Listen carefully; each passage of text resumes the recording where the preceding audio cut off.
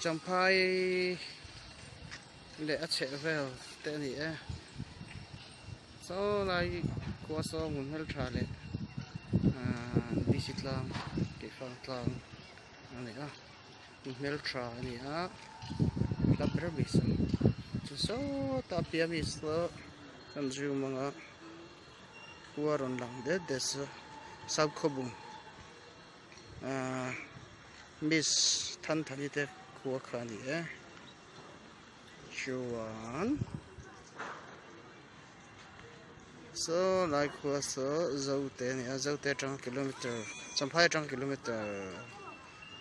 nga vel bor ni a chuan cái khi champhai le chheh vel te ni e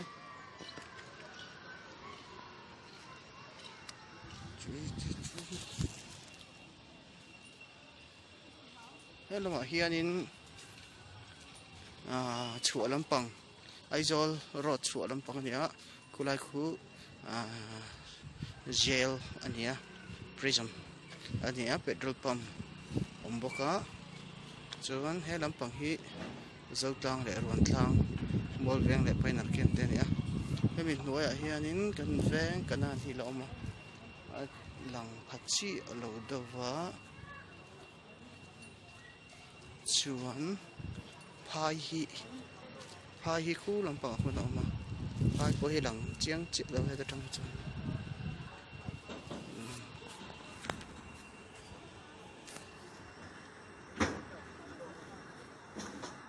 hi zotlang ani a plus stadium football stadium sport complex ni a hi la china kan lak phak lo ching ho ko heta thlang lam tang kala alang zau do lega helam tang hian i champhai ven thlang ani a thlang mi ku champhai ven thlang no ani chuan so la so zo te an ti to kha kilometer nga vel ani ta so la sa tlang sham ani a sa tlang sang khua an zoom lok nga sa tlang sang khua ni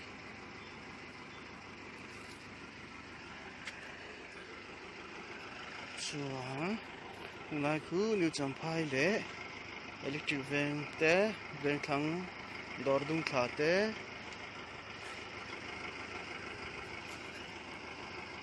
hi phai le a chheh vel te ni e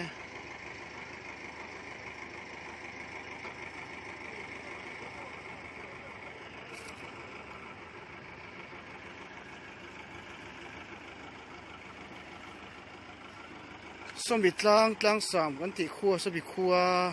chung chi a tlang so kan bu thenga so mi pi ale to chi a tlang pathumin kara pathum zinga alai tlang som bar baram ni vek to elai tlang nai te kan ti hi chu champhai bial tlang vel le lo na ni ta so mi ral le lama podo chuk lak ron lang ang zong so chu bar baram ni vek to ta chuan king lai khi len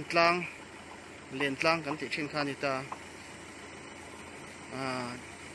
barmaram len tlang ve kania hi lai khianin ka zoom phachi alo do hemi zone tak hi hai mol le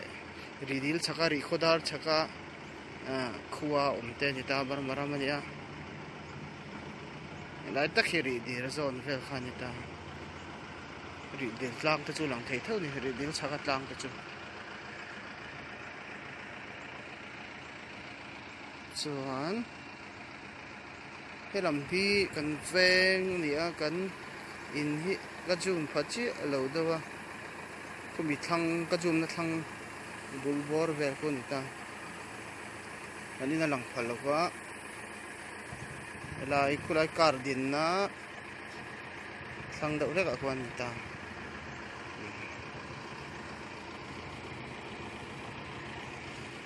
chung vel ta chu ani e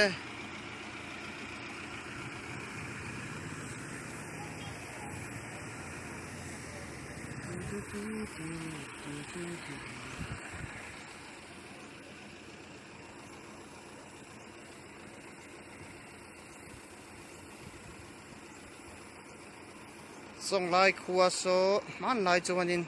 khua lui khua han ti mai la tlang zol ri kan bu so song lai so tu ma chuan chung te kho lui thin ania kho khom nuwa khuan khoma chumi nuwa chuanin ti chon rau sanin om ta min huan lo ram ten nei ta ni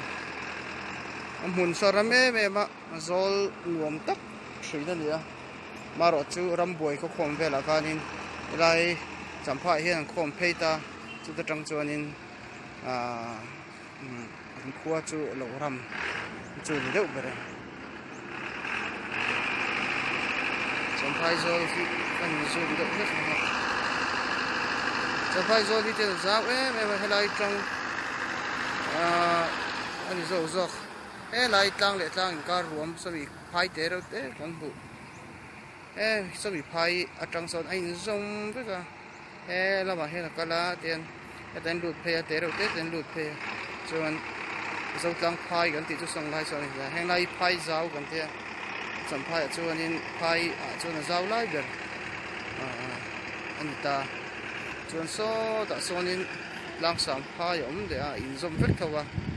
chuan in phai zol hi hemi kong pui phe atanga so ta zo hemi kong phe hianin phai zol phei chara chuan so mi zo te khua sonin alu pheita tlangin a hlia phai hi alang tholo ta chu kilometer anja zangen o kilometer som don ania kilometer sari tangariat ver diang som chu ting lo dawanga dongba chu nia laya hianin te role nula tlangwal ten lengna sa the me ma sunday tlai abig takin weekends Friday, Saturday, Sunday anga hi chuanin phai a hianin song lai bual bok te anga te bual nuam tak tak oma chunga chuanin ta eng zan te pe chuanin aras thin le ma an lema in tilima hu hawa kal da tu tan pe chuanin sit chan hara to bang chuanin kal ma do te nga ya tha nge ar tleng zana arten tala arten hemmina gitar ne bulale tlangwal te lim takin an zai train ni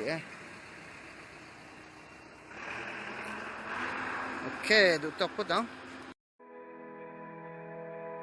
zan sortla ingria noya tian ka don chin ze don mang rama ilen lain kavan ma som na ini tireng resilo mo ilut suang katan hian buite katon lungruk ilwa katsonge